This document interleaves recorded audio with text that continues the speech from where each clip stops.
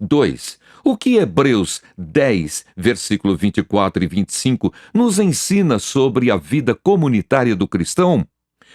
3. Observe o contexto de Hebreus 10, versículos de 19 a 27. Por que o mandamento de não deixar de congregar é importante? 2. O que é uma igreja saudável? Se é importante que o cristão viva unido a uma igreja, precisamos então entender o que ela é e o que ela não é. Hoje, diversas rejeições à igreja se devem por auditórios que podem até ter placa com a inscrição igreja. Porém, como Jesus mesmo disse, são sinagogas de Satanás. Apocalipse capítulo 3, versículo 9. Igreja universal versus igrejas locais. Igrejas falsas versus igrejas verdadeiras.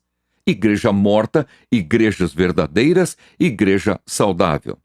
Quando sondamos o Novo Testamento, percebemos que há momentos em que o termo igreja é usado no singular e outras vezes no plural. Hebreus, capítulo 12, versículos 22 e 23, trata sobre a Assembleia Universal e a Igreja dos Primogênitos arrolados nos céus. É isso que os teólogos costumam chamar de Igreja Universal.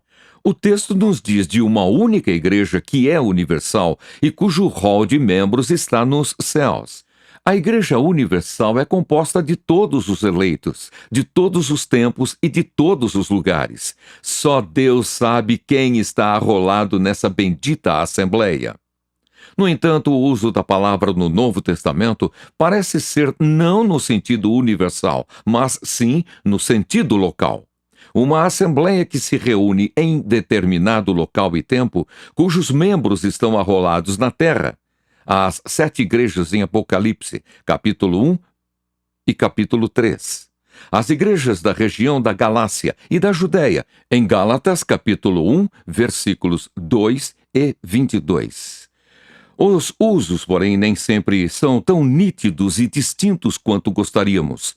Um dos assuntos que a Epístola aos Efésios trabalha é a unidade entre judeus e gentios na igreja local. Porém, Paulo constantemente fundamenta isso na unidade de um só corpo.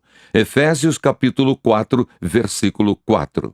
Porque a união universal de um crente com Cristo e com todos os crentes precisa ter uma existência viva e atuante em uma igreja local. Dever, 2018, página 34. Além de universal e local, a reforma protestante trouxe outra distinção importante, verdadeira e falsa. Nem tudo aquilo que se diz igreja é, de fato, uma congregação de Cristo. Então, como diferenciar? Na teologia católica romana, a estrutura hierárquica visível é o fator diferenciador, porém a Reforma colocou o Evangelho como critério de identificação.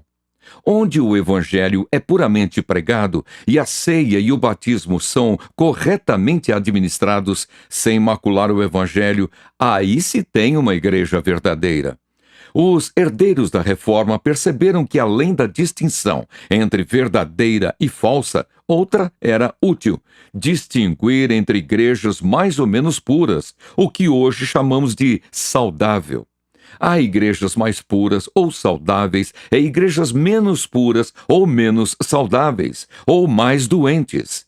Infelizmente, algumas igrejas se degeneraram tanto que são igrejas mortas ou sinagogas de Satanás.